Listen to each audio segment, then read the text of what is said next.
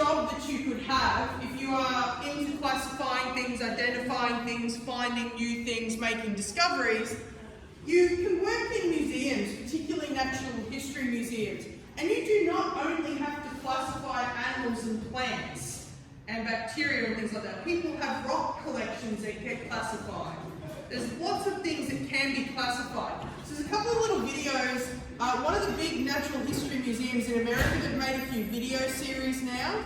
So I thought I'd show you a couple. This one you don't need to write anything down for. This is just to give you an idea of how you can work. You can be a scientist that goes out into the field and identifies things and finds things to classify, or you can also be someone who works in a museum and people give you samples. So many have so many things that they might discover something and they'll go, hang on, we've had this sample for 4 or 5 years and we've only just realised this has never been classified before, because they spend their time and their days going through all this stuff that gets sent in from scientists or even just people that find things around their local habitat. They'll find things around their local community ecosystems and they'll take it in these museums, and then people will then identify things. If they're really good quality, they'll put them on display. Alright, so we'll watch this. So like I said, if you're interested in this sort of thing, there's a whole video series to go with this. But now we're going to get into the specifics a little bit more. We talked the other day in general about how we classify things and why we want things put in groups. Does anyone remember the name of the guy who came up with the classification system we still use? Carl Linnaeus. Perfect, Carl Linnaeus. So it's the Linnaean classification system. And we're going to look at how we classify, how do we actually put things into specific groups. So classifying things into groups makes them easier to remember, describe and identify in the future. Can you please highlight, write down, make a note of? The actual science of classifying is called taxonomy. So those people that were just talking in the video we watched, they would be taxonomists. And you can be a specialist. So there was the guy that just worked with the fish. There's people that will work with dinosaurs. You could work with statues from different cultures. You specialise. Yes, Izzy? What was the word? So taxonomy. So classifying things is called taxonomy, or if you're a scientist that does it, you are called a taxonomist. And there are almost 2 million classified organisms by scientists but scientists believe there could be as many as 10 million organisms on Earth. What this means is there are a whole heap of animals, plants, bacteria that we have not yet identified. So it is, very much deep sea research.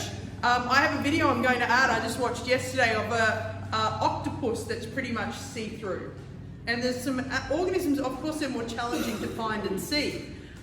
There's people doing studies in Antarctica on mosses that have survived there, which is really interesting because there would have been a time when we didn't think there were any plants living there.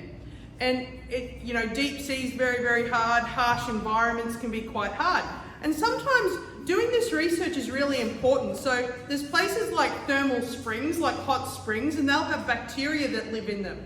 And they're called extremophiles because they can live in really hot water or they can live in really salty water, things like that. And not even just scientists about Earth are interested in that. People that are studying Mars and the potential to live in space, they look at what would these organisms be like if they were on another planet. Could we use it to identify something? So it's a really interesting area. This is really important for you to understand. All right, how we actually classify things. First off, we have to know that they're a living thing in terms of biology. In terms of classifying organisms, we have to be able to say it is living. We have a set way that we define something as being a living thing. There's a really easy little thing to remember called Mrs. Gren. So you remember Mrs. Gren, and the idea is that the first letter matches up with these words. So we classify things as living if they do these things, if they can move. Even single-celled organisms can move. They'll have little things like cilia or flagella which help them move around. So movement, being able to move, is a sign of being a living thing. You do actually need to do all of them. You need to be able to do all of them. So respiration, and this isn't just breathing, this is like in your cells and how you get energy. Having sensitivity, so that might be to light or to sound or to danger coming near you, but having some sort of sensitivity, being able to grow, being able to reproduce, being able to excrete waste, so get rid of waste. Even if you are a single cell, you can do that. And nutrition, so you need food, you need nutrients to survive. So you need to have all of those things to be classified as a living thing. This is where the people that push for viruses to be considered living things, this is that point where it starts to fall apart. They don't do all these things. So to be living, you have to do all of these things. I've also put a website here you can have a look at here where you can go in and you can actually click on the different things and see what they are. Alright, so you can have a look at that later. We will watch this video together and you can write it down. So this is, I want you to be able to describe the characteristics of life. So the characteristics of life. We're going to do a little activity here where we're going to classify these things into living, non-living, or dead. If something is non-living, it means it has never been alive. So what I'm going to do, I'll give you about 2 minutes to type your answers in and then we'll go through them as a group. So have a look at the images there. And then in the table below, put your answers. Was water ever alive? No, so it is non-living. The metal car, non-living. Bones? Dead. They were alive at one point. I just heard you explain this. So the bones, they were from the bones. So they were from a living thing, so they're dead. Boat, plastic boat, non-living. Skeleton, dead. Tree, living. There is a little bit of writing to do, but you can add some notes as I'm talking, but then come back and add to them later. But really, I want to get through just giving you a bit more clarity around the 5 kingdoms and then actually looking at how we classify organisms from a kingdom level right down to a species. So when we are looking at the 5 kingdoms, we have said we now classify them into 5 groups, 5 kingdoms. This is all living things on Earth. All living things on Earth. Biologists today have classified and divided all living things into 5 groups they call kingdoms. The kingdoms are based on how living things, oops, that should say things, let me add G. All living things are the same and how they are different. So it's looking for similarities and differences. So as I classify things, when I go from a kingdom level right down to a species, things are going from being a little bit similar to very similar as I go further down my classification. So again, the 5 kingdoms, this diagram here is a good one to have a look at. We have the animal kingdom, which is all animals, plants, which is all plants, fungi. Now fungi includes molds, mushrooms, yeasts. Molds, mushrooms, yeast. We have protists, which are usually single-celled organisms like algae and microscopic organisms, and Monera, which is bacteria. Monera, which is bacteria. Now, there's a couple of videos that you can watch on fungi. It's actually really a fascinating organism, really important in ecosystems for recycling, decomposing matter. Really important recyclers. This one is really well filmed, okay? And mold. Now, this is the part that's brand new. Most of what I've talked about today we've already mentioned in passing, but this is the next step in understanding the Linnaean classification system. It is really important for you to get to understand these divisions. And how people do this and remember things often in science is you make up a little story to do with the first letter. So often people will make up a story for kingdom, phylum, class, order, family, genus, species. saying something like King Philip could, and then they make up a little story that they remember. You are actually more likely to remember it if you come up with your own story. You don't need me telling you one. I must admit, I still remember the planets from my very easy memory jingle seems useful naming, and then poor old Pluto's not there anymore, but it used to be planets. This one, I've done this for so long, I don't need one. Okay, I can just say kingdom, phylum, class, order, family, genus, species.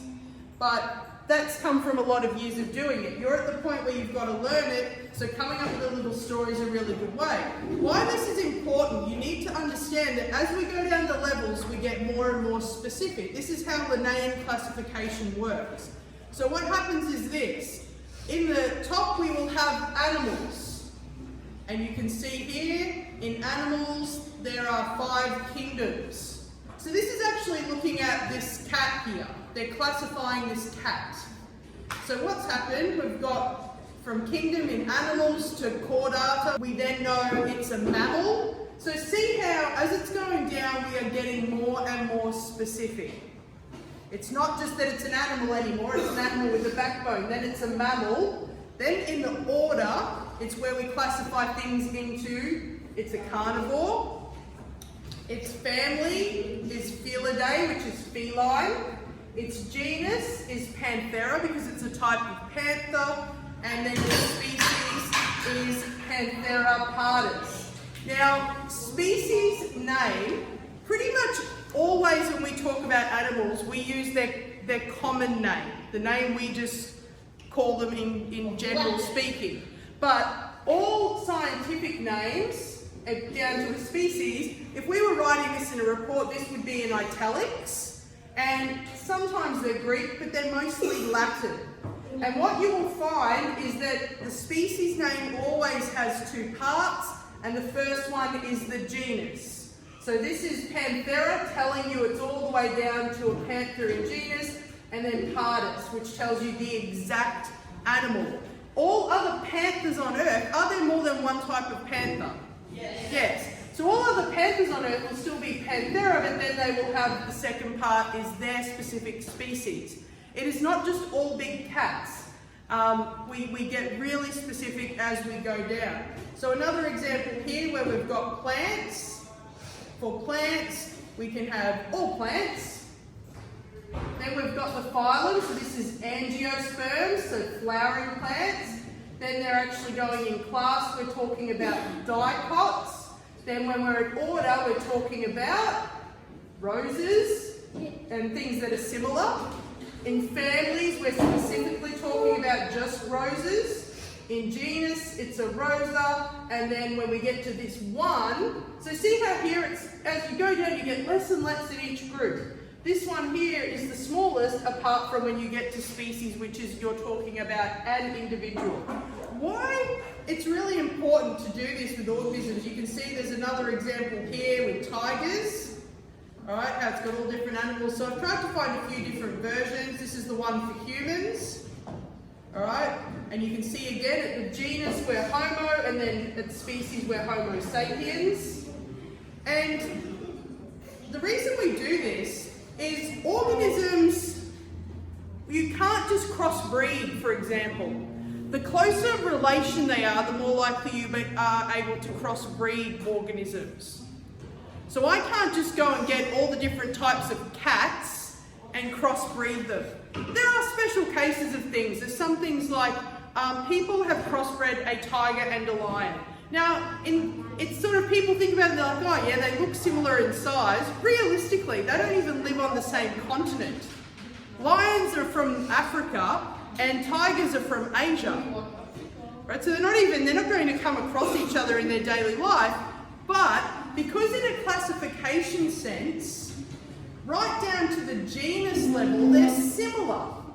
So right down to here, they are in the same genus. Does that mean they are relatively closely related? Yeah. So people have done things where they've crossbred them. So there is examples that have existed of ligers, lion cross tigers. And what they sort of look like is a really pale whitish colour, and they've got stripes in their fur. Does anyone know the big issue with doing that? Why haven't we got ligers running around everywhere? usually what happens is they can't have babies, right? So they won't be able to have offspring.